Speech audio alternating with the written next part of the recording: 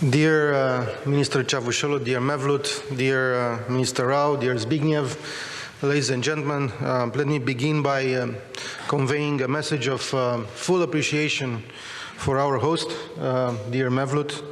I'm honored to be here today in Istanbul for yet another fruitful dialogue in our trilateral format on security issues. Our meeting today has been both timely and necessary. On one hand, because we are facing a lot of threats and challenges in our immediate close neighborhood. On the other hand, because this year is an anniversary year.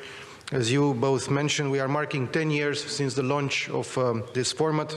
And for me personally, as the one who 10 years ago had the initiative to convene for the first time this format, and as a participant to the first meeting of this format in the margins of the NATO Chicago summit at the level of deputy minister, for me this anniversary has a very special meaning. In the last decade we have made significant progress in advancing our trilateral interaction, both in terms of political dialogue but also in terms of practical cooperation. This trilateral went from a very useful instrument for close coordination and engagement to an influential format, where three important allies on the eastern flank and the southern flank discuss the most pressing issues in the complex situation that we face. We talked today about essential aspects of the benefit of the security of our citizens as NATO allies, and we have focused on the main topics of interest on the current security agenda. And of course, the crisis in Ukraine and its multifaceted implications have been the main subject of our debate. As allies on the eastern flank of NATO, we share the concern about the destabilizing impact of the illegal Russian aggression against Ukraine for regional, for European and for Euro-Atlantic security as a whole. The parameters of the security architecture in Europe and in the Euro-Atlantic space were very much affected by the illegal war which was started by Russia against Ukraine, and our duty is to, on one hand, to reinforce the Euro-Atlantic security, and on the other, to safeguard the rules-based international order. And we are now in a totally different reality from where we were a couple of months ago. It is an unprecedented threat that we have to deal with accordingly. I have underlined in our talks today that our most important task now as allies is to safeguard the Euro-Atlantic security in the long run. The decisions that our leaders have taken during the extraordinary NATO summit in March opened a new chapter in our endeavor for a stronger, better integrated and more coherent posture for NATO.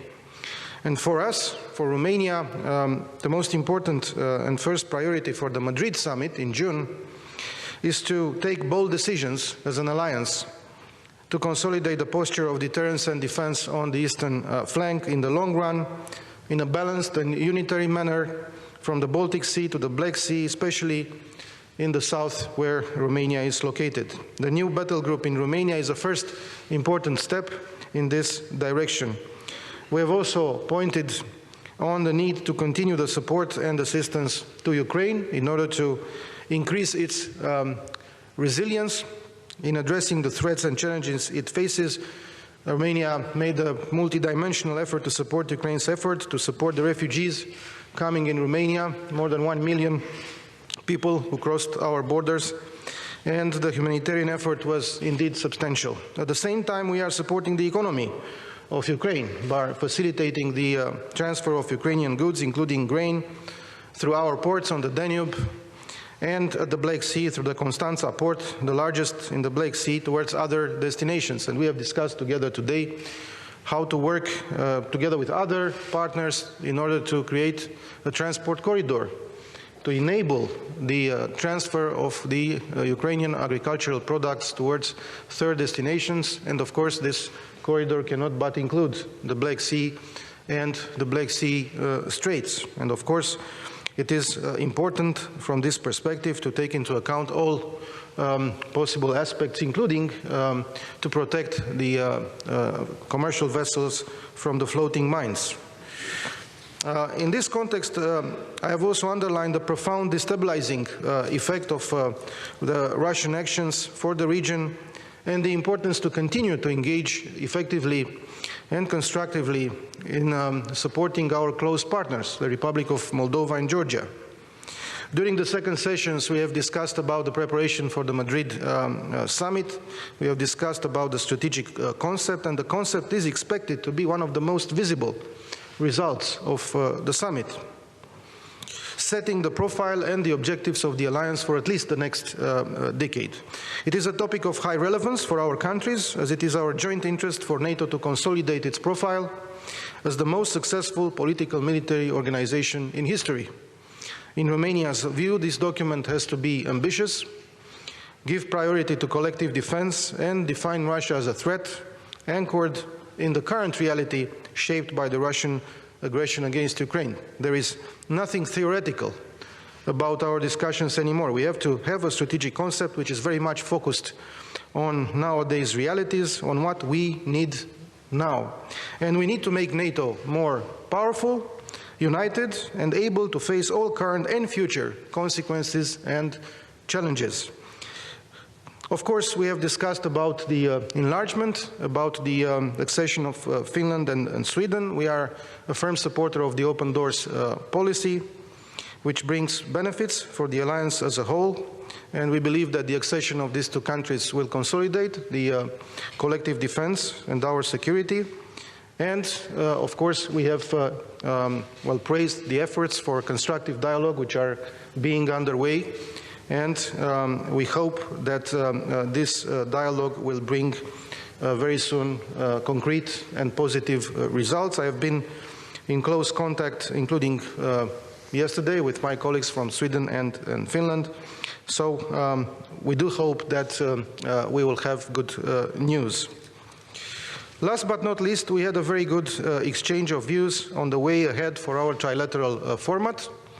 We have taken stock of the progress achieved in implementing concrete projects, and we have analyzed possible new directions to concentrate our efforts for the future.